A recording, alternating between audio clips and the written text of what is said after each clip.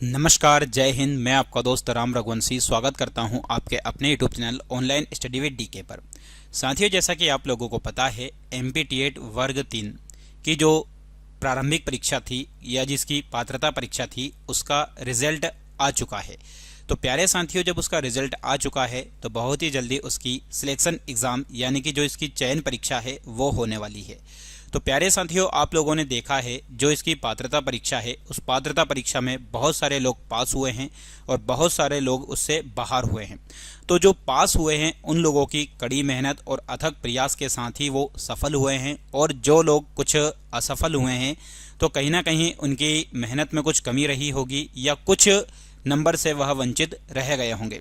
तो प्यारे साथियों, जो लोग सफल हुए हैं उन्हीं लोगों को ध्यान में रखते हुए, यानी कि उनकी जो मेहनत है वो कोई एक दिन की मेहनत नहीं है, उनकी लंबे समय की मेहनत का ये एक फल है। तो प्यारे साथियों, कोई सी भी एग्ज़ाम होती है, उस एग्ज़ाम में सफलता एक दिन से नहीं मिलती है, उसके लिए बार बार मेहनत करनी पड़ती है और लंबे समय से उसके लिए प्रयास करना पड़ता है। तो अब उसका रिजल्ट आ चुका है, इसका मतलब है कि बहुत ही जल्द उसका कहीं ना कहीं चयन परीक्षा होने वाली है। जैसे कि पीबी है, उसके द्वारा इसका नोटिफिकेशन या उसका जो कैलेंडर जारी किया था उसमें अप्रैल 2025 में उसकी चयन परीक्षा होना तय की गई थी। हो सकता है अब की अप्रैल 2025 में उसकी चयन परीक्षा हो जाए, या हो सकता है कुछ समय बाद ही उसकी चयन परीक्षा ले ली जाए। तो प्यारे साथियों, अब आप लोगों को अपने हाथ पे हाथ रखकर बैठना नहीं है, अब आप लोगों को अपनी कमर मजबूत कर लेनी है। जिन लोगों का पात्रता परीक्षा में चयन हुआ है उन लोगों को चयन परीक्षा की तैयारी करना स्टार्ट कर देना है। तो प्यारे साथियों, उसी को ध्यान में रखते हुए आप लोगों के लिए ऑनलाइन स्टडी विद डीके एक बेहतरीन और शानदार सीरीज स्टार्ट कर रहा है, जो कि है ईवीएस को लेकर। बहुत सारे विद्यार्थियों को ये डाउट हो रहा है कि सर, इसकी चयन परीक्षा 100 नंबर की होने वाली है या 150 नंबर की होने वाली है। तो प्यारे साथियों, जो जहां तक इसकी संभावना जताई जा रही है वो यही है कि इसकी चयन परीक्षा जो है वो 150 नंबर की होने वाली है। और 150 नंबर में कौन कौन से टॉपिक आने वाले हैं, कौन कौन सा कवर करना है, तो जो आपने पात्रता में दिया है उसी का कहीं ना कहीं वापस आप लोगों का एक तरीके से चयन परीक्षा में सिलेबस होने वाला है। तो जब तक उसका नोटिफिकेशन नहीं आ जाता है, क्या तब तक हम तैयारी नहीं करें? तो ऐसा नहीं करना है। आप लोगों को अपनी तैयारी अभी से जो जो टॉपिक कॉमन है, जो जो सब्जेक्ट कॉमन है, उनकी तैयारी आप लोगों को करते रहना है। जैसे कि हिंदी भाषा है, पर्यावरण है, बाल विकास है, ये संभवतः आपका सिलेबस कुछ चेंज अप भी होता है तो ये आना ही है, कोई ऐसा नहीं कि नहीं आएगा।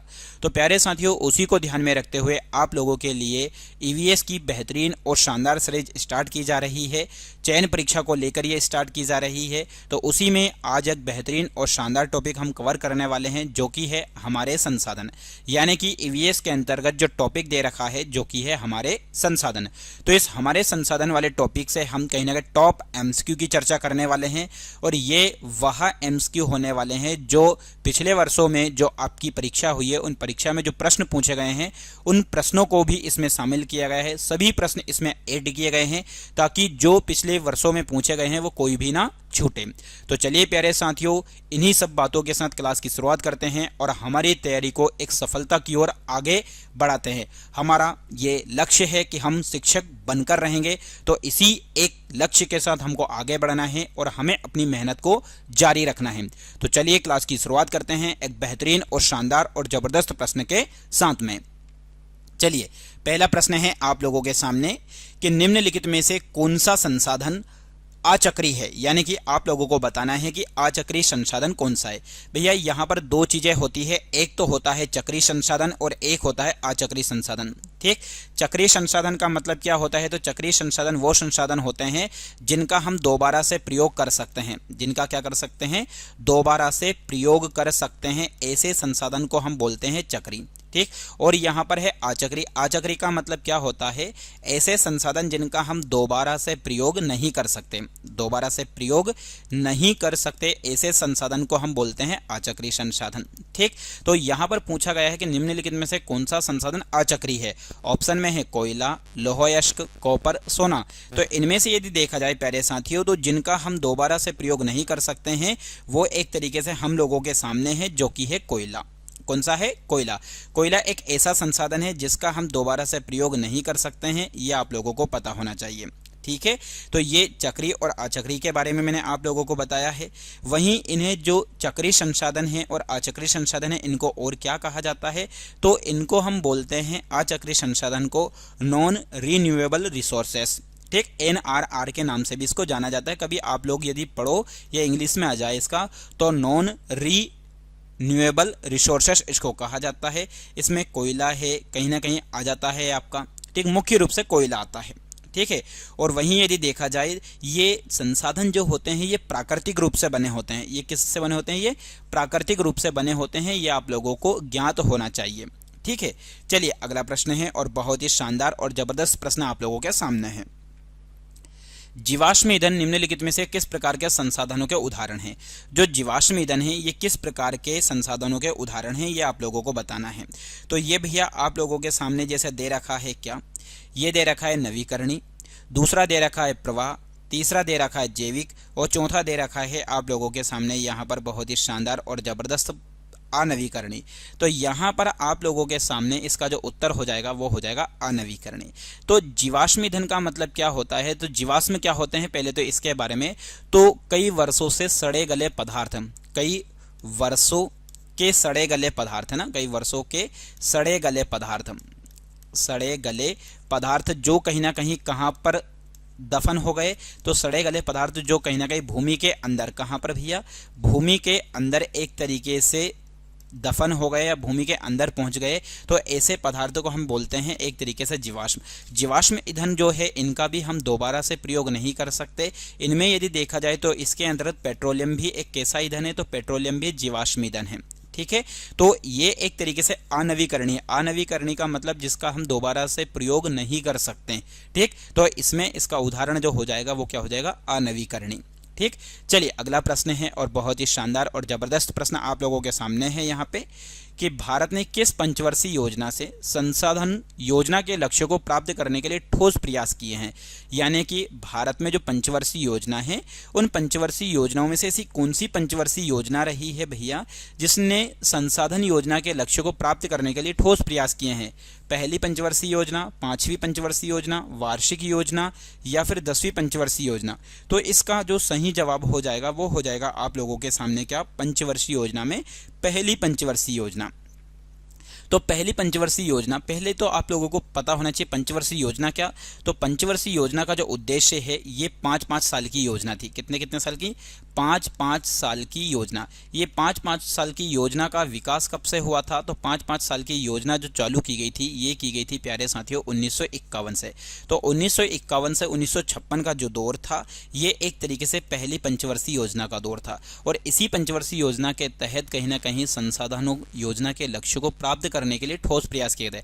हालांकि पहली पंचवर्षीय योजना है, इसमें किस चीज का लक्ष्य रखा गया था? कृषि को ज्यादा से ज्यादा बढ़ावा देना, कृषि के लक्ष्यों को कृषि के लक्ष्यों तक अपनी पहुंच बनाना। इसलिए कहीं ना कहीं पहली बार जो है कृषि के ऊपर फोकस किया गया था।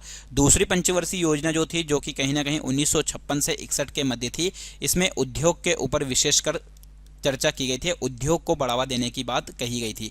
पंचवर्षीय योजना की जो शुरुआत है आप लोगों को ये पता होना चाहिए कि ये किस देश की सिफारिश पर या किस देश के आधार पर इसको भारत में लागू किया गया था। तो कहीं ना कहीं प्यारे साथियों ये आपको पता होना चाहिए, रूस। ठीक, यानी कि पंचवर्षीय योजना जो है किस देश की तर्ज पर भारत में शुरुआत की गई थी? तो रूस की तर्ज पर भारत में शुरुआत की गई थी। इसकी शुरुआत करने में मुख्य रूप से कौन सा आयोग सामने था या इसकी शुरुआत करने की आधारशिला किस आयोग ने रखी थी? तो योजना आयोग के द्वारा रखी गई थी। हालांकि इसी योजना आयोग का बाद में आप लोगों को पता होना चाहिए कि योजना आयोग जो है इसे 2015 में किस में कन्वर्ट कर दिया गया है? तो इसे नीति आयोग में कन्वर्ट कर दिया गया है। और हालांकि 2017 के बाद से पंचवर्षीय योजना को भी बंद कर दिया गया है। 2017 के बाद से पंचवर्षीय योजना बंद कर दी गई है, ये आपको पता होना चाहिए। ठीक है, टोटल भारत में पंचवर्षीय योजना कितनी हुई है? तो टोटल भारत में पंचवर्षीय योजना की यदि हम बात करें तो भारत में कुल 12 पंचवर्षीय योजनाओं का कहीं ना कहीं एक समय हमें देखने को मिला है। ठीक है, चलिए अगला प्रश्न है और बहुत ही शानदार जबरदस्त प्रश्न आप लोगों के सामने। जीवन की निरंतर गुणवत्ता और वैश्विक शांति के लिए क्या आवश्यक है? यानी कि जीवन को हमेशा आगे बढ़ाने के लिए और विश्व में शांति के लिए किस चीज की आवश्यकता है? संसाधनों का उपयोग करना या उपयोग रोकना, भविष्य के लिए संसाधनों की बचत करना, संसाधनों का शोषण करना या संसाधनों का समान वितरण करना। तो प्यारे साथियों, यदि देखा जाए तो इस प्रश्न का जो उत्तर हो जाएगा आप लोगों के सामने वो हो जाएगा एक तरीके से संसाधनों का क्या करना, समान वितरण करना। फोर्थ का सही उत्तर हो जाएगा डी। संसाधनों का समान वितरण का मतलब क्या होता है? तो संसाधनों का समान वितरण का मतलब है कि कोई भी संसाधन पूरे क्षेत्र में बराबर फैला हुआ हो, यानी कि हर एक क्षेत्र में कैसा फैला हुआ हो, बराबर फैला हुआ हो। तो एक तरीके से देखा जाए तो क्या हो जाएगा वो, तो वो हो जाएगा समान वितरण। ठीक, अब यदि समान वितरण की यदि हम बात करें तो ये आप लोगों को पता होना चाहिए भैया कि जो समान वितरण नहीं होगा तो बहुत सारी समस्याएं उत्पन्न हो जाएगी। ठीक, लेकिन यह प्रकृति में कम पाया जाता है। यदि देखा जाए समान वितरण की यदि हम बात करें तो प्रकृति में कैसा पाया जाता है, ये कम पाया जाता है। लेकिन इसको हम किसके माध्यम से पूरा कर सकते हैं? तो मानवीय प्रयासों का इस्तेमाल करके इसको पूरा किया जा सकता है। मानवीय प्रयास, सर मानवीय प्रयास क्या है? यानी कि मानव के द्वारा एक तरीके से सभी को संयुक्त होकर संसाधनों का समान वितरण करने में एक तरीके से हमें अपनी पहुंच बनानी चाहिए। ठीक, चलिए अगला प्रश्न है और बहुत ही शानदार जबरदस्त प्रश्न आप लोगों के सामने यहाँ पर रखे गए हैं। चलिए, भूमंडलीय तापन और पर्यावरण प्रदूषण जैसे वैश्विक पारिस्थितिक संकटों के पीछे मुख्य कारण क्या है? यानी कि एक तरीके से जो पृथ्वी का तापमान बढ़ रहा है और पर्यावरण प्रदूषित हो रहा है और जिसके पीछे यदि देखा जाए तो कहीं ना कहीं जो पारिस्थितिकी है इसमें संकट उत्पन्न हो रहा है, इसके पीछे का कारण क्या है?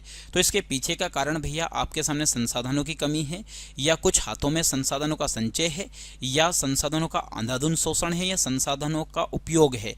तो इस प्रश्न का जो उत्तर हो जाएगा वो हो जाएगा आप लोगों के सामने बहुत ही शानदार और जबरदस्त, संसाधनों का अंधाधुंध शोषण करना।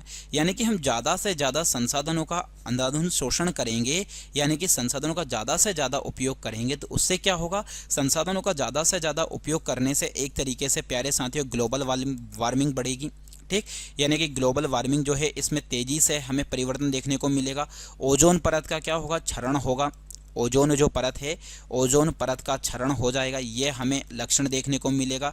वहीं तीसरी चीज हमें पर्यावरण प्रदूषण देखने को मिलेगा भैया। ठीक, वहीं और चीजें किन बदलाव, उन कौन कौन सी चीज़ों में बदलाव देखने को मिलेगा? तो हमें जमीन का कटाव देखने को मिलेगा। ये सारी की सारी चीज़ें जो हो रही है ये किसकी वजह से हमें देखने को मिलेगा? तो ये संसाधनों का अंधाधुंध यदि शोषण करेंगे तो ये सारी चीज़ें हमें देखने को मिलेगी। इससे पर्यावरण को जो होता है भारी मात्रा में नुकसान पहुंचता है और कई वैश्विक समस्याएं उत्पन्न होती हैं। ठीक है, हमें कहीं ना कहीं जो पृथ्वी के अंतर्गत जो प्राकृतिक संसाधन है उनका इतना इस्तेमाल करना चाहिए जो हमारे लिए उपयोगी है, जिससे हमारी आवश्यकता की पूर्ति हो सकती है। ज़्यादा से ज़्यादा इसका प्रयोग नहीं करना चाहिए। ठीक, चलिए अगला प्रश्न है, बहुत ही शानदार प्रश्न आपके सामने। प्रश्न नंबर 6, निम्नलिखित में से कौन मानव निर्मित संसाधन नहीं है? मानव निर्मित का मतलब होता है एक तरीके से जो मानव के द्वारा बनाया जाता है। ठीक, मानव के द्वारा बनाए जाने वाला जो संसाधन है वो मानव निर्मित संसाधन है। प्यारे साथियों, एक बात और बता दूं मैं कि जो हम पढ़ रहे हैं इसका जो लेवल होने वाला है कक्षा 1 से लेकर 5th तक का लेवल होने वाला है, क्योंकि हम यहाँ पर MPT8 वर्ग 3 के लिए पढ़ रहे हैं। MPT8 जो कि कहीं ना कहीं आप लोगों को पता है वर्ग 3। ठीक, यहाँ पर T8 ना बोलकर मैं बोलूँगा कि भैया यहाँ पर जो MP है, MP में जो चयन परीक्षा होने वाली है वर्ग 3 की, उसके लिए हम पढ़ रहे हैं। ठीक, चयन के लिए पढ़ रहे हैं, क्योंकि इससे पहले हम लोगों ने आपको T8 पढ़ाया तो वो दिमाग में T8 चलता है, इसलिए अभी ये चयन परीक्षा को लेकर है। ठीक, तो पेट्रोलियम, वन, मशीनें, भूमि, तो इस प्रश्न का जो जवाब हो जाएगा वो हो जाएगा मशीनें।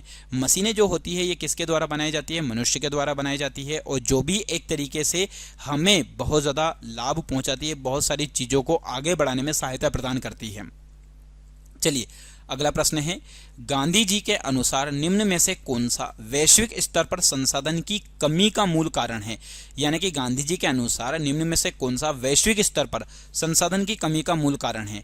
तो संसाधनों का संरक्षण, संसाधनों का उपयोग करना, लालची और स्वार्थी व्यक्ति तथा आधुनिक प्रौद्योगिकी शोषणात्मक प्रवृत्ति, या पिछड़ी तकनीक। तो गांधी जी के अनुसार वैश्विक स्तर पर संसाधनों की कमी का जो मूल कारण है लालची और स्वार्थी व्यक्ति। ठीक, यानी कि ये ऐसे व्यक्ति जो स्वयं के लिए सोचते हैं, उन्हें कहीं ना कहीं जो आधुनिक जो टेक्नोलॉजी है उनका क्या करना, उनका शोषण करने का प्रवृत्ति उनके अंदर पाई जाती है। ठीक, चलिए अगला प्रश्न है आपके सामने, प्रश्न नंबर 8, भारत में इनमें से किस क्षेत्र में खनिजों और जीवाश्म ईंधन के समृद्ध भंडार हैं? मतलब ऐसा कौन सा क्षेत्र है जिसमें कहीं ना कहीं खनिज की मात्रा ज़्यादा मिलती है और जीवाश्म ईंधन की मात्रा ज़्यादा मिलती है। खनिज का मतलब क्या होता है? तो खनिज का मतलब जिनको जमीन में से खनन करके प्राप्त किया जाता है, जमीन में से खनन करके प्राप्त किया जाता है, तो उसे एक तरीके से प्यारे बच्चों बोलते हैं खनिज। ठीक, खनन करके प्राप्त करें तो उसे बोलते हैं खनिज। जो जीवाश्म ईंधन मैंने आप लोगों को बताया है, तो मैदान, पर्वत, पठार, रेगिस्तान, तो ये ज्यादा से ज्यादा जिस स्थान पर मिलते हैं ये मिलते हैं पठारी वाले क्षेत्र पर, और भारत में पर्वत पठार बहुत ज्यादा मात्रा में है, आपको पता ही होगा ये। चलिए अगला प्रश्न है, हमारे देशों में या हमारे देश में जंगलों वनों के लिए कितना वांछित क्षेत्र है? यानी कि जो जंगल वन है इनके लिए कितना क्षेत्र वांछित है? 16%, 20%, 23%, 33%।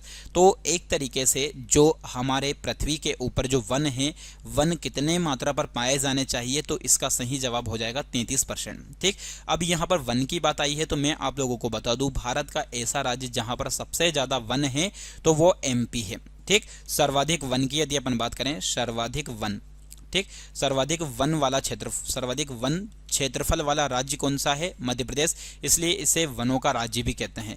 वहीं प्रतिशत में यदि हम बात करें भैया कि प्रतिशत में सबसे ज्यादा कहां पर है, तो प्रतिशत में आप लोग देखेंगे तो प्रतिशत में आप लोगों को मिलेगा मिजोरम में। ठीक, बाकी क्षेत्रफल में ज्यादा से ज्यादा वन कहां पर है? तो मध्य प्रदेश में है। और मध्य प्रदेश में भी यदि देखा जाए तो वन की यदि हम बात करें तो कौन से वन ज्यादा मिलते हैं यहाँ पर?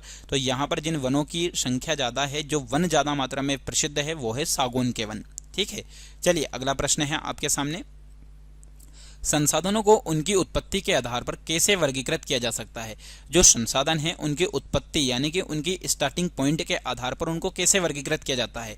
जैविक और अजैविक, नवीकरणीय और अनवीकरणीय, व्यक्तिगत और सामुदायिक, संभावित और आरक्षित। तो इस प्रश्न का जो जवाब हो जाएगा वो हो जाएगा जैविक और अजैविक।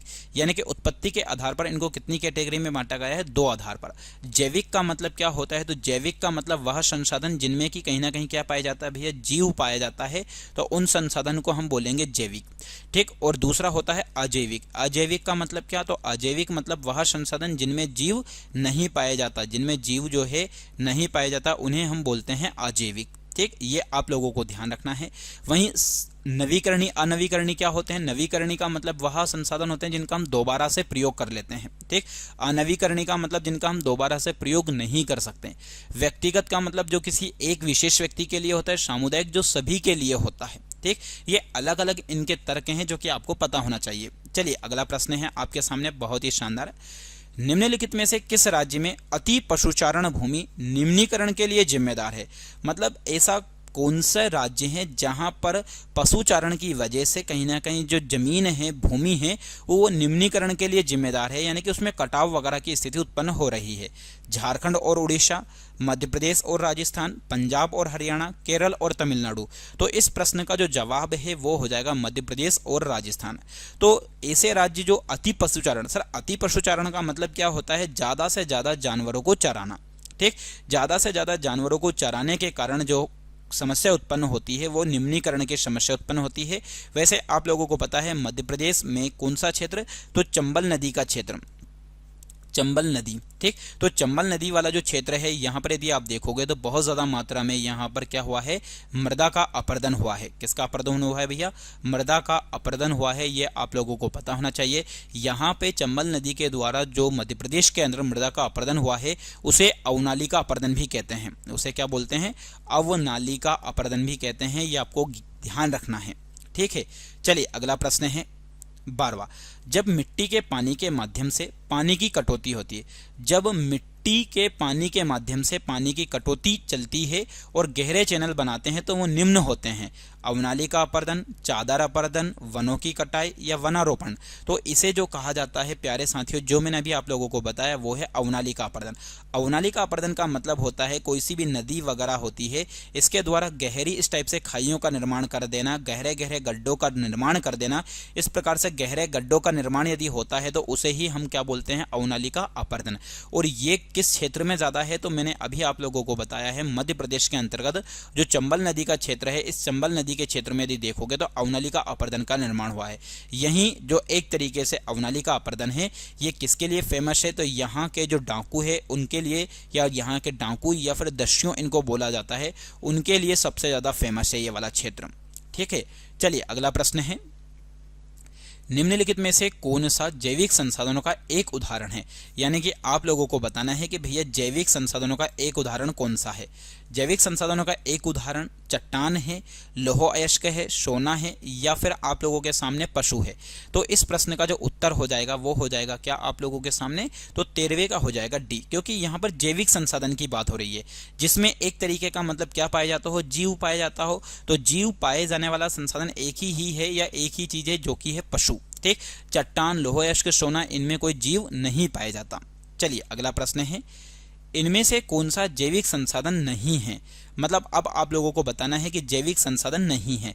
वनस्पति जात और प्राणी जात, या वनस्पति जगत भी हो सकता है, प्राणी जगत भी, चट्टाने, मत्स्य पालन, पशुधन। तो इस प्रश्न का जो सही जवाब हो जाएगा आप लोगों के सामने वो हो जाएगा चट्टाने। जैविक संसाधन नहीं है क्योंकि मछली जो है इसमें भी जीव है, वनस्पति में भी जीव है, प्राणी जगत में तो जंतु जगत आ जाएगा, पशुधन में पूरा जंतु जगत आ जाएगा। चट्टाने एक ऐसी चीज है जिसमें कि जीव नहीं पाया जाता है, इसलिए यह एक जैविक संसाधन नहीं है। चलिए अगला प्रश्न है, इनमें से किस प्रांत में सीढ़ीदार खेती की जाती है। सर सीढ़ीदार खेती का मतलब क्या होता है, तो सीढ़ीदार खेती का मतलब होता है जिसे हम समोच्च कृषि कहते हैं। समोच्च कृषि, सर समोच्च कृषि भी हमें पता नहीं कि क्या होती है। तो समोच्च कृषि के अलावा इस कृषि को एक और नाम से जाना जाता है कंटूर कृषि। सर ये भी नहीं पता कि ये भी क्या होती है, चलो कोई बात नहीं। यहाँ पर ये जो कृषि होती है इसका मतलब होता है, सीढ़ीदार खेती का मतलब जो पर्वतीय क्षेत्र होता है इस प्रकार से, इस पर्वतीय क्षेत्र पर प्यारे साथियों इस प्रकार से सीढ़ी बनाकर खेती की जाती है। ठीक, ताकि कहीं ना कहीं इस पर्वतीय क्षेत्र पर इस प्रकार से सीढ़ी इसलिए बनाई जाती है ताकि यहाँ पर पानी को रोका जा सके। और पानी क्या है, पर्वतीय क्षेत्र, पठारी क्षेत्र पर रुकता नहीं है, इसलिए उसको रोकने के लिए इस प्रकार आकृति बनाई जाती है। ठीक, और वहां पर खेती की जाती है। और ऐसी खेती जो है मैंने आप लोगों को बताई है अधिकतर कौन से क्षेत्र में की जाती है, पर्वतीय क्षेत्र में की जाती है। और ऐसी ज्यादा से ज्यादा फेमस जो की जाती है वो असम वाले क्षेत्र में की जाती है। और यहाँ पर यदि देखा जाए तो पूरा का पूरा जो क्षेत्र है वो उत्तरांचल क्षेत्र जो है जहां पर सीढ़ीदार खेती की जाती है। तो इसका सही जवाब हो जाएगा उत्तरांचल। चलिए अगला प्रश्न है, निम्नलिखित में से कौन सी मृदा भारत के सबसे विस्तृत क्षेत्र में पाई जाती है और भारत के लिए अति महत्वपूर्ण मिट्टी है। मतलब भारत के ज्यादा से ज्यादा क्षेत्रफल पर पाई जाती है। जैसे कि हम सब जानते हैं ये अपना भारत का नक्शा है। ठीक, अब ये जो भारत का नक्शा है प्यारे साथियों, अब आप लोगों को एक बात बता दूं मैं, यहाँ पे हमारे भारत के नक्शे की जो ये जलीय सीमा है इस जलीय सीमा में अब परिवर्तन हो चुका है। जलीय सीमा में क्या हो चुका है, परिवर्तन। सर क्यों, क्योंकि अब इसकी जलीय सीमा बढ़ चुकी है। ये मैं आपको एक बेहतरीन और शानदार टॉपिक आप लोगों को पढ़ाऊंगा जो कि भारत की सीमा को लेकर होगा। ठीक, लेकिन अभी हम यहाँ पर बात कर रहे हैं कि उसका विस्तृत क्षेत्र जिसमें मिट्टी पाई जाती है वो कौन सी है, लेटेराइट मृदा, काली मृदा, लाल और पीली मृदा, जलोढ़ मृदा। तो इस प्रश्न का जवाब हो जाएगा जलोढ़ मृदा। जो जलोढ़ मिट्टी होती है ये बहुत ज्यादा उपजाऊ मृदा होती है। ठीक, उपजाऊ होती है क्यों, क्योंकि ये जलोढ़ का मतलब होता है जो नदी के द्वारा बहाकर लाई गई मृदा, नदी के द्वारा बहाकर लाई गई। ठीक, नदी के द्वारा बहाकर लाई जाने वाली मृदा जो होती है वो जलोढ़ मृदा होती है जो सबसे ज्यादा उपजाऊ मानी जाती है। इसी के दो प्रकार होते हैं, एक प्रकार होता है बांगर और एक प्रकार होता है खादर। बांगर का मतलब होता है पुरानी जलोढ़ मिट्टी और खादर का मतलब होता है नवीन जलोढ़ मिट्टी। और जो नवीन जलोढ़ मिट्टी होती है ये और भी ज्यादा उपजाऊ होती है, ये आपको ध्यान रखना है भैया। ठीक है, चलिए अगला प्रश्न है बहुत ही शानदार। देखो प्रश्न एक है, उस एक प्रश्न के आप लोगों को मैं 4 से 5 प्रश्न बनाकर दे रहा हूं। उससे रिलेटेड यदि कोई सा भी प्रश्न आता है तो मुझे उम्मीद है कि आप सभी लोग कर दोगे। कौन सा शीत मरुस्थल बाकी देशों के अपेक्षाकृत अलग है। आपके सामने लेह, कारगिल, लद्दाख, द्रास, यहाँ पर आप लोगों को बताना है कि कौन सा ऐसा शीत मरुस्थल। शीत मरुस्थल का मतलब है यहाँ पर ठंडा मरुस्थल, और ठंडा जो मरुस्थल है ये आप लोगों को पता होना चाहिए। ये एक तरीके से इसे सफेद मरुस्थल भी कहते हैं क्योंकि यहाँ पर पूरी बर्फ होती है, इसलिए सफेद मरुस्थल के नाम से भी जाना जाता है। तो इसका सही जवाब हो जाएगा भैया लद्दाख। क्यों? क्योंकि यहाँ पर आप लोग देखेंगे तो इस वाले क्षेत्र में जैसे जैसे ऊंचाई पर आप बढ़ते जाते हैं, ऊंचाई पे बढ़ते जाने पर जो है वनस्पति जो है ये वनस्पति बहुत कम हो जाती है। सब वनस्पति कम हो जाती है, और वनस्पति यदि होती है तो कैसी पाई जाती है? यहाँ पर जो वनस्पति होती है तो वो एक तो होती है कम, या यदि होती भी है तो वहाँ के जो पेड़ पौधे होते हैं वो शंकु आकार के होते हैं। सर शंकु आकार के क्यों होते हैं? शंकु आकार के इसलिए होते हैं प्यारे साथियों, ताकि वहाँ पर जब बर्फबारी होती है तो बर्फबारी होने के कारण जो वो बर्फ होती है वो सीधी नीचे की ओर आकर गिर जाती है, ताकि उनकी जो पत्तियां वगैरह है वो एक तरीके से नष्ट ना हो। इसलिए यहाँ के जो वृक्ष होते हैं वो शंकु आकार के, जैसे चीड़ है, आबनूस है, इस प्रकार के वृक्ष यहाँ पर पाए जाते हैं। ठीक, तो इस प्रश्न का सही उत्तर हो जाएगा आपके सामने लद्दाख। चलिए अगला प्रश्न है भैया, पंजाब में भूमि निम्नीकरण का निम्नलिखित में से मुख्य कारण क्या है? पंजाब में जो भूमि का कटाव है या भूमि का अपरदन है, ये इसका मुख्य कारण क्या है? गहन खेती, वनों का उन्मूलन, अधिक सिंचाई या अति पशुचारण। वनोन्मूलन का मतलब क्या होता है? एक तरीके से वनों की कटाई। ठीक, अति पशुचारण का मतलब क्या होता है? तो अति पशुचारण का मतलब ज्यादा से ज्यादा पशुओं को क्या करना? चराना होता है। वहीं यदि देखा जाए प्यारे साथियों, एक तरीके से आप लोगों के सामने ऑप्शन दे रखा है, क्या दे रखा है? अधिक सिंचाई। अधिक सिंचाई का मतलब होता है ज्यादा से ज्यादा क्या करना? सिंचाई। और गहन खेती का मतलब क्या होता है? तो गहन खेती का मतलब होता है कम जमीन में ज्यादा उपज लेने की एक कृषि पद्धति, यानी कि जगह कम होती है, कम जमीन होती है। गहन कृषि का मतलब मैं आपको बता दूं, क्योंकि ये सब तो पता होगा, कम जमीन से ज्यादा उपजाऊ लेना, ज्यादा उपजाऊ लेना। ठीक है, उपजाऊ लेने की एक पद्धति, उपजाऊ लेने की पद्धति जो कहलाती है भैया, वो कौन सी पद्धति कहलाती है? तो गहन खेती कहलाती है। तो इसका जो सही उत्तर हो जाएगा वो हो जाएगा अधिक सिंचाई, क्योंकि पंजाब जो क्षेत्र है, इस पंजाब क्षेत्र में यदि आप देखोगे भैया तो यहाँ पर 5 नदियों का मुख्य रूप से विस्तार है। एक तो झेलम है, एक चिनाब है, एक रावी है, एक व्यास है और सतलज है। इन 5 नदियों का जल जो है इस पंजाब क्षेत्र से होकर आगे बढ़ता है, तो यहाँ पर सिंचाई ज़्यादा होती है, जिससे कहीं ना कहीं भूमि निम्नीकरण जो होता है वो ज़्यादा से ज़्यादा होता है। ठीक, तो इस प्रश्न का जो सही उत्तर हो जाएगा वो हो जाएगा सी। ये आप लोगों को पता होना चाहिए। ये जो गहन खेती होती है इसको मैंने एक तरीके से आपको बता दिया है, लेकिन फिर भी आप लोगों को ये पता होना चाहिए कि इसी के जो विपरीत खेती होती है वो होती है व्यापक खेती। इसके विपरीत जो खेती की जाती है उसमें क्या होती है? व्यापक खेती की जाती है। ठीक है, चलिए अगला प्रश्न है 19वां। संसाधन जो एक क्षेत्र में पाए जाते हैं लेकिन उनका उपयोग नहीं होता कहलाते हैं। यानी कि ऐसे संसाधन जो एक क्षेत्र में पाए जाते हैं लेकिन उनका जो उपयोग होता है भैया वो उपयोग नहीं किया जाता है, तो ऐसे संसाधन को हम क्या बोलते हैं? ठीक, ये आप लोगों को पता होना चाहिए। तो ऑप्शन है आप लोगों के सामने यहाँ पर नवीकरणीय संसाधन, या फिर आप लोगों के सामने है दूसरा संभावित संसाधन, ठीक, या फिर आप लोगों के सामने जैविक संसाधन या चक्रीय संसाधन। तो प्यारे साथियों एक तरीके से संभावित संसाधन इनका सही उत्तर होगा, यानी कि जो संसाधन मौजूद है लेकिन जिनका अभी तक इस्तेमाल नहीं किया गया है। ठीक, मतलब वहां पर संभावना है कि वो संसाधन पाए जाते हैं, तो उन्हें संभावित संसाधन कहते हैं। इनका इस्तेमाल जो है वो कब किया जा सकता है? तो इनका इस्तेमाल जो है वो भविष्य में किया जा सकता है। कब किया जा सकता है? भविष्य में किया जा सकता है। ये आप लोगों को पता होना चाहिए। जैसे कि इसके उदाहरण यदि देखें तो उदाहरण का मतलब जो राजस्थान और गुजरात है इसमें पवन और सौर ऊर्जा अपार मात्रा में है। राजस्थान भैया, और एक और कौन सा क्षेत्र है? गुजरात। इस राजस्थान और गुजरात में जो है वो कौन सी ऊर्जा? पवन ऊर्जा जो है एक तरीके से यदि देखा जाए पवन और एक सौर ऊर्जा, ये बहुत ज्यादा मात्रा में है। ये संभावित संसाधन के उदाहरण है। ठीक, वहीं और दूसरा देखा जाए तो जो तलछटी एरिया है, इस तलछटी एरिया में किसका पाया जाना? पेट्रोलियम का पाया जाना, लेकिन उसका प्रयोग अभी नहीं किया जा रहा है। तो इसलिए एक तरीके से देखा जाए तो कैसे संसाधन है आप लोगों के सामने? ये संभावित संसाधन के उदाहरण है। ठीक, वहीं आप लोगों को पता होना चाहिए हिमालय क्षेत्र जो है वहां पर भी खनिज पाया जाता है, तो वो भी एक तरीके से किसका उदाहरण है? संभावित संसाधन का उदाहरण है। ठीक है, चलिए अगला प्रश्न है 20वां। इनमें से कौन सा एक संसाधन नवीकरणीय संसाधन है? नवीकरणीय संसाधन का मतलब जिसका हम दोबारा से प्रयोग कर सकते हैं। दोबारा से प्रयोग कर सकते हैं, ये आपको पता होना चाहिए। दोबारा से प्रयोग कर सकते हैं, प्रयोग कर सकते हैं, उन्हें हम बोलते हैं नवीकरणीय। ठीक, अब यहाँ पे आपके सामने खनिज तेल के यानी पेट्रोलियम जो है इसको एक बार प्रयोग कर लेते हैं तो दोबारा से हम उसका इस्तेमाल नहीं कर सकते। ऐसे ही जैसे हम सिलेंडर भरवा के लाते हैं, उसका एक बार प्रयोग कर लिया, दोबारा से नहीं कर सकते। कोयला को जला दिया, उसको डबल से हम जला नहीं सकते। लेकिन ज्वारी ऊर्जा जो है इसका हम डबल से प्रयोग कर सकते हैं, इसलिए इसका सही जवाब हो जाएगा ज्वारी ऊर्जा।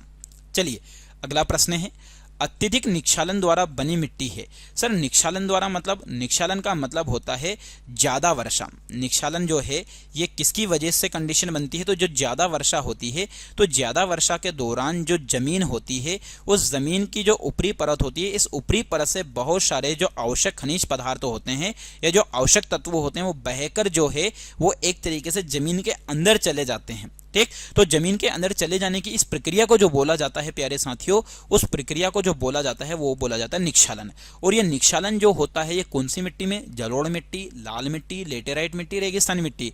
तो इस प्रश्न का जो जवाब हो जाएगा वो हो जाएगा लेटेराइट मिट्टी। ये जो लेटेराइट मिट्टी है यदि देखा जाए तो मुख्यतः कहां पर होती है ये, तो जिस क्षेत्र में ज्यादा वर्षा होती है वहां पर ये पाई जाती है। और ये किस फसल के लिए ज्यादा फेमस है, तो बागवानी जो कृषि की जाती है हॉर्टिकल्चर के अंतर्गत यदि आप देखोगे तो वहां पर लेटेराइट मृदा ही पाई जाती है।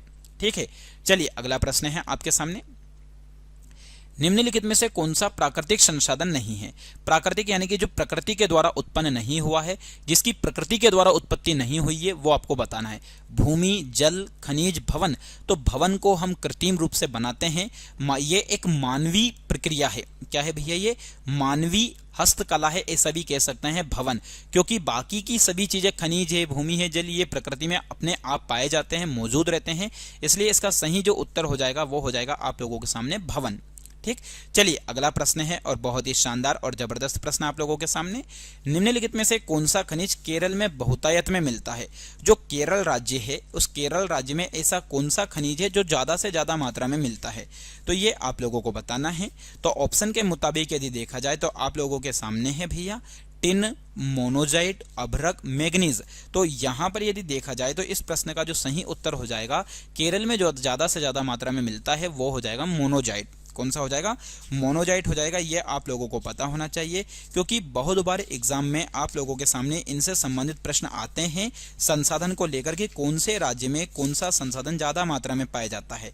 तो यहां पर मैंने आप लोगों को बता दिया है कि जो केरल राज्य है, इस केरल राज्य के अंतर्गत आप लोगों के सामने कौन सा खनिज ज्यादा मात्रा में पाया जाता है, तो वो खनिज पाया जाता है आपके सामने मोनोजाइट। ठीक है प्यारे साथियों, वहीं यदि देखा जाए तो बहुत सारे एग्जाम में प्रश्न आता है और प्रश्न ये आता है कभी कभी भैया कि जो उड़ीसा है, इस उड़ीसा क्षेत्र में यदि देखा जाए तो कौन से खनिज ज्यादा पाए जाते हैं, तो उड़ीसा राज्य में यदि देखा जाए तो मैग्नीज ज्यादा पाया जाता है। मुख्य रूप से यदि देखा जाए तो उड़ीसा जो है इसमें कौन सा खनिज ज्यादा मिलता है, तो इसमें मैग्नीज मिलता है। जैसे कि उड़ीसा में भी क्योंझर, बोनाई, कालाहांडी, गंगापुर ऐसे कुछ क्षेत्र है जहां पर ये ज्यादा से ज्यादा मात्रा में पाया जाता है। ठीक है, चलिए अगला प्रश्न है आपके सामने 24। भारत में ऊर्जा उत्पादन में सर्वाधिक अंश निम्नलिखित का है, यानी कि जो ऊर्जा है उस ऊर्जा उत्पादन में यदि हम बात करें तो किसका ज्यादा अंश आप लोगों को देखने को मिलेगा, अणु ऊर्जा का, जल ऊर्जा का, ऊष्मी यानी कि थर्मल ऊर्जा का, या उपयुक्त तीनों के बराबर अंश हैं। तो इस प्रश्न का जो जवाब हो जाएगा वो हो जाएगा ऊष्मी यानी कि थर्मल ऊर्जा। कौन सी ऊर्जा, ऊष्मी या थर्मल ऊर्जा जो है इसका ज्यादा से ज्यादा आप लोगों को अंश देखने को मिलेगा, ये आप लोगों को पता होना चाहिए। ठीक, वहीं यदि हम बात करें प्यारे साथियों, यहाँ पर संसाधन को लेकर बात हो रही है, तो आप लोगों को संसाधन के बारे में पता होना चाहिए कि खनिज जो होते हैं वो दो प्रकार के, एक तो होता है भैया कौन सा धात्विक होता है, ठीक धात्विक, और एक दूसरा जो होता है वो कौन सा होता है, अधात्विक। सर धात्विक और अधात्विक का मतलब क्या होता है, तो धात्विक खनिज का मतलब होता है ऐसे खनिज जिनमें क्या पाई जाती है भैया, तो ऐसे खनिज जिनमें कहीं ना कहीं धातु पाई जाती है, जिनमें क्या पाई जाती है, धातु पाई जाती है, उन्हें हम बोलते हैं धात्विक खनिज। ठीक, और एक तरीके से यदि देखा जाए तो अधात्विक क्या होते हैं, अधात्विक खनिज वे खनिज होते हैं जिनमें की धातु नहीं पाई जाती है, जिनमें धातु नहीं पाई जाती है उन्हें हम बोलते हैं अधात्विक खनिज। ठीक, ये आपको पता होना चाहिए। वैसे एक दो एग्जांपल मैं आपको बता दूं कि भैया धात्विक में कौन कौन सा आ जाएंगे, धात्विक में जैसे लौह अयस्क है, तो यहाँ पर लौह क्या हो जाएगा भैया आपके सामने, एक धातु है। वहीं मैग्नीज जो है वो भी एक तरीके से यही खनिज है। ठीक है, वहीं यदि देखा जाए तो आप लोगों के सामने सोना, चांदी, जस्ता, बॉक्साइट, ये सब किसके उदाहरण हैं, टिन वगैरह, ये धात्विक के। अधात्विक में इसमें जैसे कि अभ्रक है, एस्बेस्टस है, पाइराइट है, नमक है, हीरा, संगमरमर, चूना पत्थर, जिप्सम, ये सब किसके उदाहरण है भैया आप लोगों के सामने, ये अधात्विक के हैं। मैं आप लोगों के सामने यहाँ पर लिख दे रहा हूँ और मैंने आप लोगों को बता दिया है। ठीक है, चलिए अगला प्रश्न है बहुत ही शानदार, निम्नलिखित में से या इनमें से कौन नवीकृत संसाधन नहीं है। नवीकृत संसाधन आप लोगों को बताना है कि कौन सा नहीं है। ऑप्शन है जल की ऊर्जा, सूर्य की ऊर्जा, पृथ्वी की ऊर्जा या फिर इनमें से कोई नहीं। तो प्यारे साथियों, इसका जो सही उत्तर हो जाएगा वो हो जाएगा आप लोगों के सामने उपयुक्त में से कोई नहीं। सर क्यों? क्योंकि जल की ऊर्जा, पृथ्वी की ऊर्जा और सूर्य की ऊर्जा, तीनों की तीनों जो ऊर्जा है ये कैसी ऊर्जा है? एक तरीके से नवीनीकृत है। कैसी है ये? नवीनीकृत है। इसलिए इसका जो सही जवाब हो जाएगा वो हो जाएगा आप लोगों के सामने उपयुक्त में से कोई नहीं। वैसे ऊर्जा के बारे में आप लोगों को यहाँ पता होना चाहिए कि ऊर्जा को हम दो प्रकार से और बांट सकते हैं। एक तो होती है परंपरागत ऊर्जा के संसाधन, और एक होती है प्यारे बच्चों गैर परंपरागत। सर परंपरागत और गैर परंपरागत में क्या अंतर होता है? परंपरागत, अब गैर परंपरागत का मतलब होता है एक तरीके से जिनका प्रयोग हम आधुनिक समय से करना स्टार्ट कर रहे हैं, और ऐसी ऊर्जा के संसाधन जिनका हम प्रयोग पहले से ही करते आ रहे हैं उन्हें हम बोलते हैं परंपरागत। परंपरागत के अंतर्गत यदि देखा जाए प्यारे साथियों, तो यहाँ पर आपके सामने जीवाश्म ईंधन इसका सही जवाब हो जाएगा। कौन सा? जीवाश्म ईंधन, कोयला, ठीक। उसके बाद पेट्रोलियम गैस, ये किसके उदाहरण हैं? परंपरागत के। गैर परंपरागत में देखा जाए सौर ऊर्जा, ठीक, वहीं जल ऊर्जा, वहीं यदि देखा जाए तो पवन ऊर्जा, ये सब किसके उदाहरण हैं? गैर परंपरागत, क्योंकि इनका विकास शुरुआत से नहीं हुआ है, इनका विकास आधुनिक समय से हुआ है। ठीक है, चलिए अगला प्रश्न है आप लोगों के सामने 26। भारत में ज्वारीय ऊर्जा की सर्वाधिक संभावनाएं कहां पर है? भारत में जो ज्वारीय ऊर्जा है, इस ज्वारीय ऊर्जा की ज्यादा से ज्यादा जो संभावना है वो कहां पर है? तो आप लोगों को बताना है मद्रास में, कोचीन में, विशाखापट्टनम में या भावनगर में। तो प्यारे साथियों, इस प्रश्न का जो सही उत्तर हो जाएगा आप लोगों के सामने वो हो जाएगा भावनगर। क्या हो जाएगा? भावनगर नामक जो स्थान है, यहाँ पर यदि आप देखोगे प्यारे साथियों, तो यहाँ पे ज्यादा से ज्यादा मात्रा में आप लोगों को कौन सी ऊर्जा देखने को मिलेगी? ज्वारीय ऊर्जा। सर ज्वारीय ऊर्जा का मतलब क्या होता है? तो ज्वारीय ऊर्जा का मतलब होता है ऐसी ऊर्जा जो ज्वार भाटा से उत्पन्न होती है। ज्वार भाटा से उत्पन्न ऊर्जा जो होती है, भाटा से उत्पन्न जो ऊर्जा होती है, उस उत्पन्न ऊर्जा को हम क्या बोलते हैं? तो उसको हम बोलते हैं एक तरीके से ज्वारीय ऊर्जा। तो ये ज्वारीय ऊर्जा जो है ये हमें कौन से क्षेत्र में ज़्यादा से ज़्यादा देखने को मिलेगी? तो प्यारे साथियों, मैंने आप लोगों को बताया है ये ज़्यादा से ज़्यादा हम लोगों को देखने को मिलेगी भावनगर में। कहाँ पर मिलेगी? ये भावनगर में देखने को मिलेगी, जो कि वेरी वेरी मोस्ट इंपॉर्टेंट है। सर एक तरीके से और आपको बता दूं कि मुख्य रूप से ये जो ज्वारीय ऊर्जा वाला जो क्षेत्र है ये कच्छ की खाड़ी का क्षेत्र है। कच्छ की खाड़ी, भारत में जो कच्छ की खाड़ी है, या फिर हम यूं कहें कच्छ की खाड़ी के अलावा एक खंबात की खाड़ी, तो ये जो दोनों खाड़ी है, कच्छ की खाड़ी और खंबात की खाड़ी, ये दोनों की दोनों खाड़ी वाले क्षेत्र में ज्वारीय ऊर्जा की ज्यादा से ज्यादा मात्रा में ऊर्जा उत्पन्न की जाती है। ये आपको पता होना चाहिए। ठीक है, चलिए अगला प्रश्न है 27। कुडनकुलम नाभिकीय ऊर्जा संयंत्र किस राज्य में स्थापित किया जा रहा है? जो आपको पता होगा, नहीं पता है तो मैं आपको बता दूं कि कुडनकुलम नाभिकीय ऊर्जा संयंत्र मतलब जो एक तरीके से परमाणु ऊर्जा के रूप में कार्यशील है। किसके रूप में? परमाणु ऊर्जा के रूप में। तो परमाणु ऊर्जा संयंत्र जो है कुडनकुलम, ये कहां पर है? तमिलनाडु, केरल, आंध्र प्रदेश, कर्नाटक। तो इस प्रश्न का जो सही उत्तर हो जाएगा प्यारे साथियों, ये हो जाएगा तमिलनाडु। यानी कि कुडनकुलम जो है ये कहां पर है? तो कुडनकुलम जो है प्यारे साथियों ये है तमिलनाडु में। इसके अलावा भारत में जो और परमाणु ऊर्जा केंद्र है, जो कि वेरी वेरी मोस्ट इंपॉर्टेंट है, जो आपको पता होना चाहिए।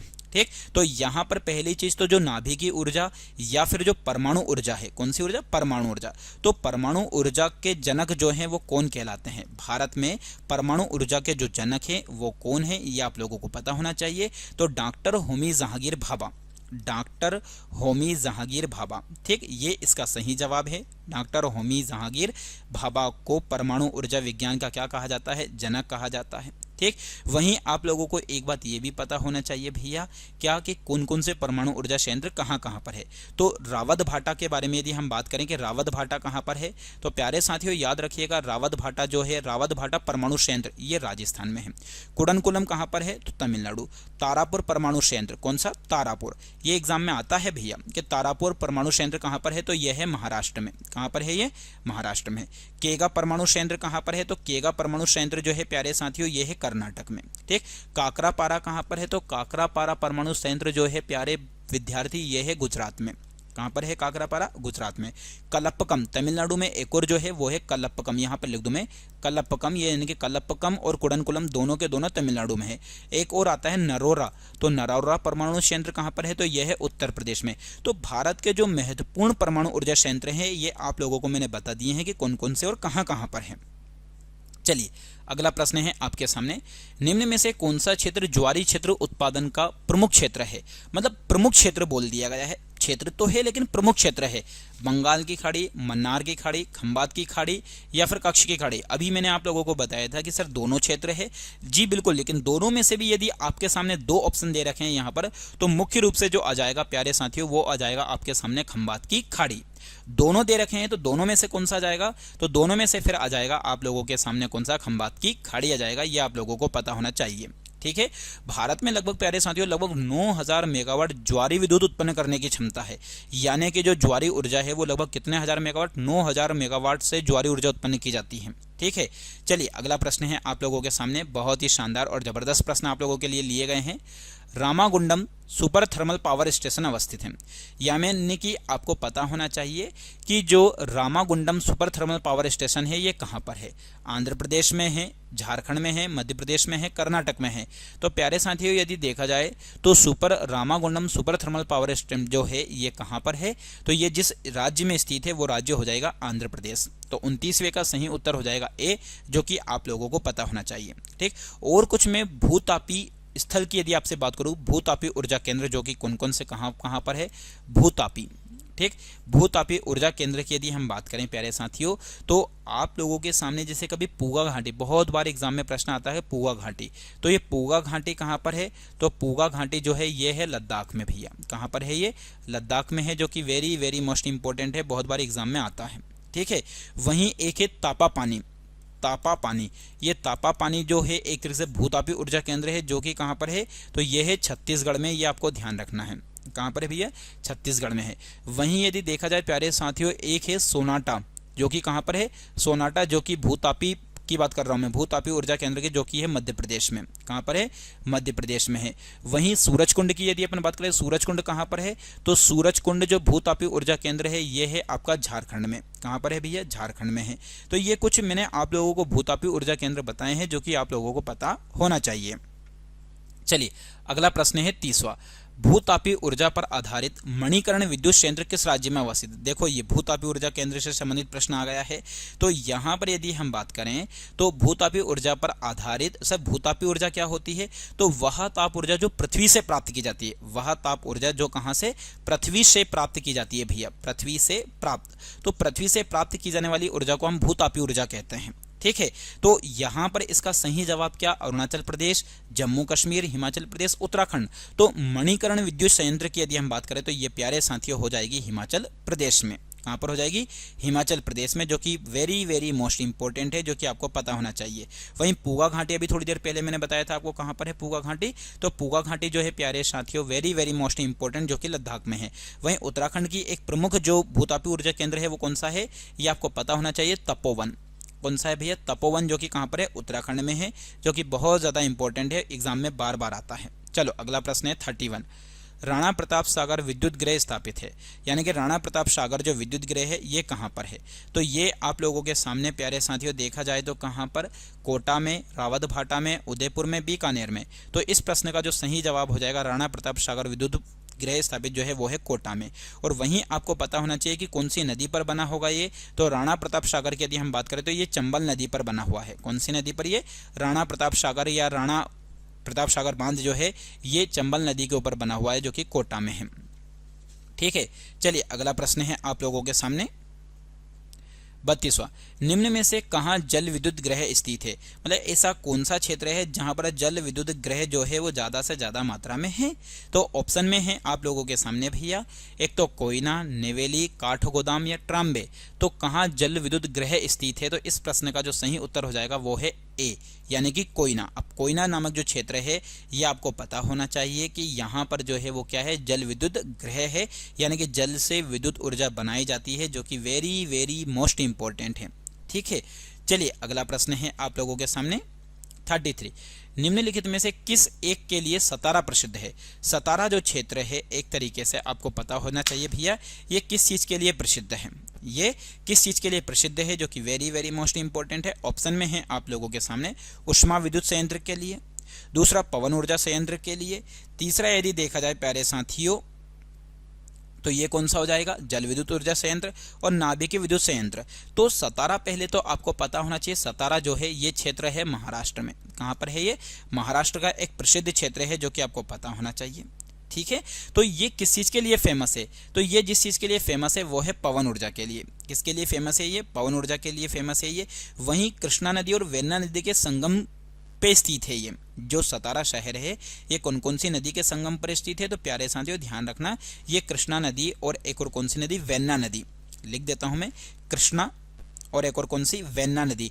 इन दोनों के संगम नामक स्थान पर या इन दोनों के समीप में स्थित है कौन सा शहर? सतारा शहर।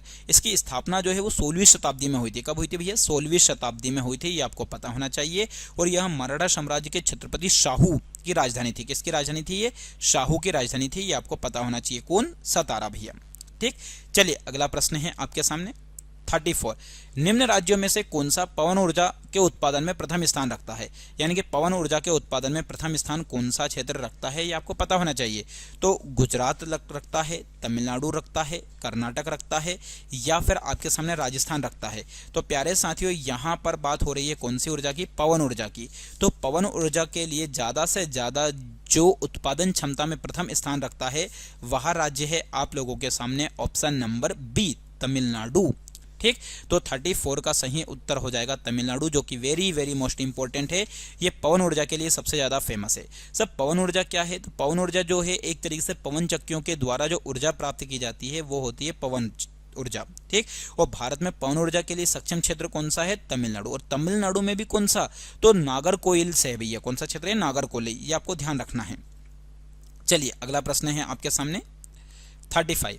निम्न में से ऊर्जा का कौन सा स्रोत व्यावसायिक स्रोत नहीं है? सर व्यावसायिक स्रोत का मतलब जो व्यापारिक स्रोत नहीं है, एक तरीके से पेट्रोलियम, परमाणु ऊर्जा, प्राकृतिक गैस, बायोगैस। तो यहाँ पर यदि देखा जाए तो व्यावसायिक स्रोत जो नहीं है वो हो जाएगा आपके सामने 35वें नंबर का ऑप्शन नंबर डी। सब व्यावसायिक मतलब जिसका व्यापार नहीं। तो सर बायोगैस एक तरीके से हम हमारे घरों में जो गोबर गैस होता था उसको एक तरीके से हम बेचते नहीं थे, उसका इस्तेमाल घर में ही किया जाता था। लेकिन पेट्रोलियम, परमाणु ऊर्जा, प्राकृतिक गैस, इनको हम व्यापार के रूप में इनका इस्तेमाल कर सकते हैं। ठीक, चलिए अगला प्रश्न है 36। केरल के समुद्री तट पर कौन सा परमाणु खनिज पाया जाता है? तो इस प्रश्न का जवाब आप लोगों को देना है। मैंने आप लोगों को केरल में बताया है कि कौन सा खनिज ज्यादा मात्रा में पाया जाता है, तो उसी आधार पर इसका प्रश्न का उत्तर होगा भैया। चलिए 37। कोयले का सर्वाधिक उपयोग होता है। तो कोयले का सर्वाधिक उपयोग किस में होता है ये आप लोगों को बताना है।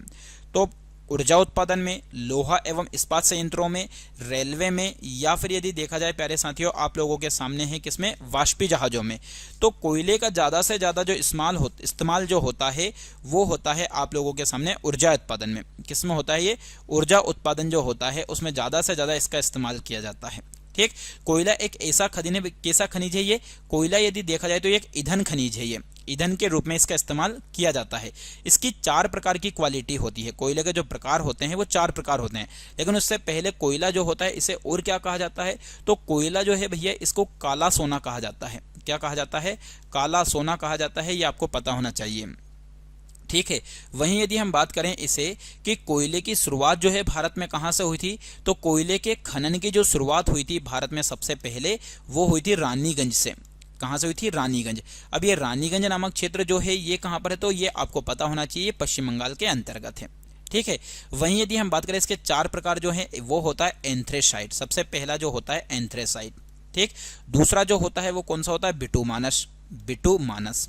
ठीक, तीसरा जो होता है वो होता है लिग्नाइट, ये कोयले की क्वालिटी है। और चौथा जो होता है वो होता है पीट। ये 4 प्रकार के कोयले होते हैं। एंथ्रेसाइट यदि देखा जाए तो प्यारे साथियों इसमें लगभग 80 से 95% मात्रा में क्या पाया जाता है? कार्बन पाया जाता है। वहीं इसमें यदि 40 से 80% यदि देखा जाए तो कार्बन पाया जाता है। इसमें 40 से 55% तक कोयला पाया जाता है, मतलब कार्बन पाया जाता है। और इसमें 40% से भी कम मात्रा में क्या पाया जाता है? कार्बन। तो जिसमें कार्बन की मात्रा ज्यादा होती है वो ज्यादा उच्च क्वालिटी का होता है। तो सबसे उच्च गुणवत्ता वाला कोयला जो है, सबसे उच्च गुणवत्ता वाला वो है एंथ्रेसाइट। ठीक, यह सबसे मजबूत और चमकदार होता है भैया। ठीक, वहीं यदि देखा जाए प्यारे साथियों, भारत में जो ज्यादा से ज्यादा मिलता है वो कौन सा बिटुमानस प्रकार का कोयला मिलता है, ये आपको पता होना चाहिए। ठीक, ये औषधि चट्टानों से मिलता है जो गहरी काली भूरे रंग का होता है, ये आपको पता होगा। चलिए अगला प्रश्न है 38, निम्नलिखित में से कहां तेल शोधक कारखाना नहीं है, मतलब जहां पर तेल का खनन नहीं किया जाता वो कारखाना कौन सा है। तो आपके सामने यहां पर कोयली, नून माटी, हटिया, बरौनी। तो इसका सही जवाब जो हो जाएगा आप लोगों के सामने भैया 38 का सही जवाब है सी, यानी कि हटिया नामक जो स्थान है यहाँ पर यदि देखा जाए तो तेल को एक तरीके से खनन करने वाला, तेल को प्राप्त करने वाला जो संसाधन है वो यहाँ पर नहीं है। ठीक है, चलिए अगला प्रश्न है आपके सामने 39, उड़ान एक गैस आधारित शक्ति परियोजना है जो कि कहां पर है, गुजरात में है, कर्नाटक में है, महाराष्ट्र में है, तमिलनाडु में है। तो उड़ान एक गैस आधारित शक्ति परियोजना है प्यारे साथियों, याद रखिएगा ये है महाराष्ट्र में। कहां पर है ये, महाराष्ट्र में है, जो कि वेरी वेरी मोस्ट इंपॉर्टेंट है, बहुत बार एग्जाम में प्रश्न आता है। तो मैंने आप लोगों को यहां पर बता दिया है भैया कि जो उड़ान एक गैस आधारित परियोजना है जो कि कहां पर है, महाराष्ट्र में है। ठीक है, चलिए अगला प्रश्न है, नेवेली ताप विद्युत संयंत्र का भरण किससे करते हैं। जो नेवेली ताप विद्युत केंद्र है आपको पता होना चाहिए, इसका जो भरण होता है वो किससे होता है, गोंडवाना कोयला से, तृतीयक कोयला से, चतुर्थक कोयला से या कैम्ब्रियन कोयला से। तो नेवेली ताप विद्युत संयंत्र का जो भरण होता है ये आपको पता होना चाहिए, ये होता है तृतीयक कोयला से। सर तृतीयक कोयला कौन सा होता है, जो कि अभी मैंने पहले बताया सबसे बेस्ट क्वालिटी का एंथ्रेसाइट, दूसरे नंबर का होता है बिटुमानस और तीसरे नंबर का होता है लिग्नाइट। तो लिग्नाइट से इसका ज्यादा से ज्यादा भरण एवं पोषण होता है। ठीक है, चलिए अगला है, भारत में अधिकांश प्राकृतिक गैस का उत्पादन निम्न में से कहां तक किया जाता है। जो प्राकृतिक गैस है, इस प्राकृतिक गैस का उत्पादन कहां से किया जाता है ये आपको पता होना चाहिए। तो इसमें आंध्र प्रदेश तट से, गुजरात तट से, बंबई हाई से, तमिलनाडु तट से। तो भारत में अधिकांश प्राकृतिक गैस का जो उत्पादन किया जाता है प्यारे साथियों वो किया जाता है बंबई हाई से। कहां से किया जाता है, बंबई हाई से किया जाता है। प्राकृतिक गैस जो होती है ये क्या होती है, तो ये पेट्रोलियम निक्षेपों के साथ पाई जाती है।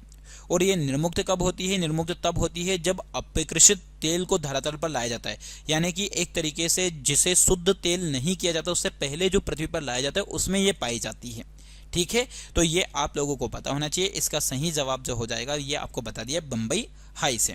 चलिए अगला प्रश्न है 42, अणु शक्ति विद्युत निगम लिमिटेड एक संयुक्त उपक्रम है, यानी कि अणु शक्ति विद्युत लिमिटेड जो है प्यारे साथियों ये क्या है, एक संयुक्त लिमिटेड है, संयुक्त उपक्रम है। तो इसमें बताया गया है कि भारतीय परमाणु निगम और किसके साथ मिलकर इसको बनाया गया है। तो आपको यहाँ पर बताना है कि ये जो अणु शक्ति विद्युत निगम लिमिटेड है इसको किसकी सहायता से बनाया गया है। ठीक, तो यहाँ पर आप लोगों के सामने है बहुत ही अच्छे अच्छे प्रश्न हैं और प्रश्न आप लोगों के लिए वही रखे गए हैं जो एग्जाम में आए हुए हैं। तो एनएमडीसी का, एनएचपीसी का, बीएचईएल का या एनटीपीसी का। तो इस प्रश्न का सही जवाब हो जाएगा एनटीपीसी का। यहाँ पर एनटीपीसी का मतलब क्या होता है, तो भैया नेशनल थर्मल पावर कॉरपोरेशन, ये आपको पता होना चाहिए, नेशनल थर्मल पावर कॉरपोरेशन। ठीक, पावर कॉरपोरेशन, कॉरपोरेशन इसका सही जवाब है जो कि आपको पता होना चाहिए। चलिए अगला प्रश्न है 42 के बाद 43, तातीपाका तेल शोधन अवस्थित है, यानी कि जो तातीपाका तेल शोधन है ये आपको पता होना चाहिए भैया कि ये कहाँ पर है। तो असम राज्य में है, उत्तर प्रदेश राज्य में, कर्नाटक राज्य में, आंध्र प्रदेश राज्य में। तो तातीपाका के बारे में बात हो रही है कि तातीपाका जो तेल शोधन क्षेत्र है ये कहाँ पर है। तो इसका सही जवाब हो जाएगा आंध्र प्रदेश राज्य में। कहाँ पर हो जाएगा भैया, ये आंध्र प्रदेश राज्य में है, जो कि वेरी वेरी मोस्ट इंपॉर्टेंट है। वहीं कुछ मैं आपको बता दूं, जैसे असम में कौन सा है, तो असम का सबसे ज़्यादा फेमस जो है वो है डिगबोई। कौन सा है, डिगबोई है। वहीं यदि हम बात करें कौन से राज्य की प्यारे साथियों, कर्नाटक राज्य, तो कर्नाटक राज्य में जो तेल शोधन कारखाना है वो कौन सा है, मंगलोर है। कौन सा संयंत्र है, मंगलोर है, जो कि वेरी वेरी मोस्ट इंपॉर्टेंट और फेमस है। वहीं यदि हम बात करें प्यारे साथियों, आप लोगों के सामने जो दे रखा है उत्तर प्रदेश, तो उत्तर प्रदेश में कौन सा है, तो उत्तर प्रदेश में है मथुरा। ठीक, तो मथुरा संयंत्र उत्तर प्रदेश में, उसका तातीपाका आंध्र प्रदेश में, डिगबोई असम में, मंगलोर कर्नाटक में। और भी मैं आप लोगों को बता दूं, जैसे नूनामती करके आता है, तो नूनामती या फिर आपके सामने आ जाए गुवाहाटी, तो ये कहाँ पर है, तो नूनामती आ जाए या गुवाहाटी आ जाए तो ये है असम राज्य में। ठीक, वहीं यदि आप लोगों के सामने आ जाए कोयली, तो ये कोयली नामक जो क्षेत्र है ये कहाँ पर है, तो ये तेल शोधन कारखाना कहाँ पर है, तो गुजरात में है। कहाँ पर है प्यारे साथियों, गुजरात में। बीना, तेल शोधन कारखाना कहाँ पर है, तो ये है मध्य प्रदेश राज्य में। ठीक, वहीं आपके सामने आ जाए एक बहुत ही अच्छा और फेमस जो कि है मनाली। अब आप लोग इसको जैसे ही आप लोग देखोगे मनाली तो आप उत्तर में पहुंच जाओगे, लेकिन नहीं मेरे भाइयों, आप लोगों को इसका सही जवाब देना है तमिलनाडु। ठीक, कुल्लू मनाली वो बिल्कुल है, लेकिन उसके अलावा यहाँ पर तेल शोधन कारखाने की बात हो रही है, इसलिए इसका सही जवाब हो जाएगा कौन सा, तमिलनाडु। वहीं ट्राम्बे की यदि अपन बात करें तो ट्राम्बे तेल शोधन कारखाना कहाँ पर है, तो ट्राम्बे जो है मुंबई जो है, ट्राम्बे यानी कि मुंबई जो कि कहाँ पर है, महाराष्ट्र। ट्राम्बे जो है वो कहाँ पर है, महाराष्ट्र में है। तो मैंने बहुत सारे तेल शोधन कारखाने आपको बता दिए हैं।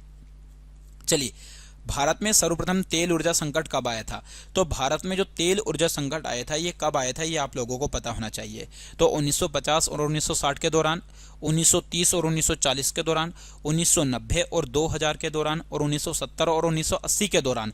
तो इस प्रश्न का जो जवाब हो जाएगा वो हो जाएगा 1970 और 1980 के दौरान में यदि देखा जाए प्यारे साथियों, तो तेल या ऊर्जा का संकट आया था। ठीक, और वहीं आपसे पूछा जाए प्यारे साथियों, बहुत ही अच्छा प्रश्न है, और वो प्रश्न यह है कि भारत में पहली बार जो तेल शोधन कारखाना कहाँ पर स्थापित किया गया था, तो ये डिगबोई में किया गया था। कहाँ पर किया गया था, डिगबोई में। ठीक, चलिए अगला प्रश्न है आपके सामने, निम्नलिखित में से किस राज्य का क्रोमाइट उत्पादन में लगभग एकाधिकार है, यानी कि जो क्रोमाइट है इस क्रोमाइट के उत्पादन में एकाधिकार किस राज्य का है, तो ऑप्शन में है आप लोगों के सामने बिहार का, कर्नाटक का, महाराष्ट्र का, उड़ीसा का। तो क्रोमाइट के उत्पादन में यदि देखा जाए मेरे प्यारे साथियों, तो क्रोमाइट के उत्पादन में एकाधिकार जो है वो है उड़ीसा राज्य का। कौन से राज्य का, उड़ीसा। क्रोमाइट जो होती है ये किससे प्राप्त की जाती है, तो ये क्रोमियम धातु से। किस धातु से, जो क्रोमियम धातु होती है इस क्रोमियम धातु से इसको प्राप्त किया जाता है, उससे बनता है क्रोमाइट। ठीक, जिसका उपयोग किस में किया जाता है, तो भैया इसका उपयोग जो होता है ये आप लोगों को बता दूं, बहुत बार एग्जाम में आता है, इसका उपयोग स्टेनलेस स्टील को बनाने में किया जाता है। स्टेनलेस स्टील को बनाने में इसका प्रयोग किया जाता है। ठीक है, और इसका भंडारण में यदि देखा जाए तो ज़्यादा से ज़्यादा भंडारण कहाँ पर किया जाता है, उड़ीसा राज्य में किया जाता है, जो कि आप लोगों को पता होना चाहिए। चलिए अगला प्रश्न है, निम्नलिखित स्थानों में तांबा कहाँ पाया जाता है। तांबा के बारे में आप लोगों को बताना है कि तांबा ज़्यादा से ज़्यादा कहाँ पर पाया जाता है। ठीक, केसली मंडला, डल्ली राजहरा दुर्गा, बेलाडीला बस्तर, मलाजखंड बालाघाट। तो ज़्यादा से ज़्यादा जो तांबा पाया जाता है इन ऑप्शन के मुताबिक मेरे प्यारे साथियों, जो कि याद रखेगा, मलाजखंड बालाघाट के अंतर्गत। यानी कि मुख्य रूप से यदि देखा जाए तांबे की जो प्राप्ति होती है ये कौन सी चट्टान से होती है, तो ये धारवाड़ क्रम के चट्टान से होती है। कौन सी चट्टान से होती है, ये धारवाड़ क्रम की जो चट्टान होती है वहाँ से इसको प्राप्त किया जाता है, और मुख्य रूप से ये कहाँ पर पाया जाता है, तो मैंने आप लोगों को बता दिया है, मलाजखंड बालाघाट। तो 46 का हो जाएगा डी। चलिए अगला है, निम्नलिखित में से किस राज्य में तांबा का सबसे अधिक भंडार है। अब तांबा का भंडार की यदि हम बात करेंगे, तांबा का जो भंडार है वो कौन से राज्य में है, तो बिहार, झारखंड, कर्नाटक, राजस्थान। तो प्यारे साथियों यहाँ पर भंडार की दृष्टि से देखा जाए तो भंडार की दृष्टि से ज़्यादा है तो वो है राजस्थान। ठीक, तांबा उत्पादन की दृष्टि से देखें तो तांबा उत्पादन की दृष्टि से जो है वो है मध्य प्रदेश। ठीक, उत्पादन की दृष्टि से मध्य प्रदेश, और भंडारण की दृष्टि से कौन सा राज्य हो जाएगा, तो भंडारण की दृष्टि से राजस्थान हो जाएगा। ये आप लोगों को पता होना चाहिए। तो वहीं और एक और बात मैं आप लोगों को बता दूं, संयुक्त राज्य अमेरिका, कनाडा, मेक्सिको आदि देशों में इसका क्या किया जाता है, आयात किया जाता है। ठीक है, चलो वेरी मोस्ट इंपॉर्टेंट है, जो कि आपको पता होना चाहिए। चलिए अगला प्रश्न है, कोरबा कोयला क्षेत्र अवस्थित है। ये जो कोरबा कोयला क्षेत्र है ये कहाँ पर है, ये आप लोगों के सामने है, उड़ीसा में है, छत्तीसगढ़ में है, पश्चिम बंगाल में है, या असम में है। तो प्यारे साथियों इस प्रश्न का जो सही जवाब हो जाएगा, कोरबा जो क्षेत्र है वो है आप लोगों के सामने छत्तीसगढ़ में। कहाँ पर है ये, छत्तीसगढ़ में है, जो कि वेरी मोस्ट इंपॉर्टेंट है। ठीक है, चलिए अगला प्रश्न है आपके सामने 49, भारत के निम्न में से किस भाग में खनिज संसाधनों के सबसे बड़े भंडार हैं। मतलब भारत का कौन सा क्षेत्र है जहां पर खनिज भंडार ज़्यादा से ज़्यादा मात्रा में है, पश्चिम में, दक्षिण में, उत्तर में, दक्षिण पूर्व में। तो प्यारे साथियों इस प्रश्न का जो जवाब हो जाएगा वो हो जाएगा दक्षिण पूर्व में। ठीक, तो दक्षिण पूर्व में यदि देखा जाएगा, यानी कि ये वाला हिस्सा दक्षिण है, ये पूर्व है, यानी कि इस वाले क्षेत्र में, बीच वाले क्षेत्र में, यहाँ पर देखोगे भारत के इस वाले क्षेत्र में, तो यहाँ पर ज़्यादा से ज़्यादा मात्रा में क्या है, खनिज संसाधनों की बहुलता है। ठीक, यहीं पर आप देखोगे तो कहीं ना कहीं छोटा नागपुर का पठार स्थित है, और छोटा नागपुर का पठार एक तरीके से देखा जाए तो बहुत ज़्यादा खनिजों के लिए बहुत ही ज़्यादा फेमस है। चलिए आज का आखिरी सवाल है आप लोगों के सामने और बहुत ही शानदार और ज़बरदस्त प्रश्न है ये, और एक बेहतरीन और शानदार क्लास आप लोगों के लिए ये प्रोवाइड की गई है ताकि सिलेक्शन एग्जाम चयन परीक्षा में आप लोगों से संसाधन वाले टॉपिक से कोई प्रश्न पूछे तो आपका कोई भी प्रश्न ना छूटे। इस तरह से इसको कवर की गई है साथियों। भारत का सबसे महत्वपूर्ण खनिज युक्त रॉक तंत्र है, मतलब भारत में जो खनिज की दृष्टि से सबसे महत्वपूर्ण रॉक का मतलब चट्टान है, वह तंत्र कौन सा है? कोडप्पा तंत्र है, धारवाड़ तंत्र है, गोंडवाना तंत्र है, विंध्य तंत्र है। तो प्यारे साथियों, यह जो चट्टान है वो है धारवाड़ तंत्र। ठीक, तो ज्यादा से ज्यादा खनिज जिस चट्टान में पाए जाते हैं वो पाए जाते हैं धारवाड़ क्रम की चट्टान में। तो प्यारे साथियों, यह जो क्लास थी वो हमारे संसाधन वाले टॉपिक से थी। उम्मीद करता हूं कि आप लोगों को क्लास पसंद आई होगी। यदि आप लोगों को क्लास पसंद आई होगी तो वीडियो को लाइक करें, शेयर करें और कमेंट के माध्यम से हमको जरूर बताएं कि आपको क्लास किस प्रकार से लगी है। और अभी तक आपने अपने YouTube channel online study with DK को सब्सक्राइब नहीं किया है तो चैनल को जरूर सब्सक्राइब करें। सभी लोगों का जुड़ने के लिए बहुत बहुत धन्यवाद। जय हिंद, जय भारत।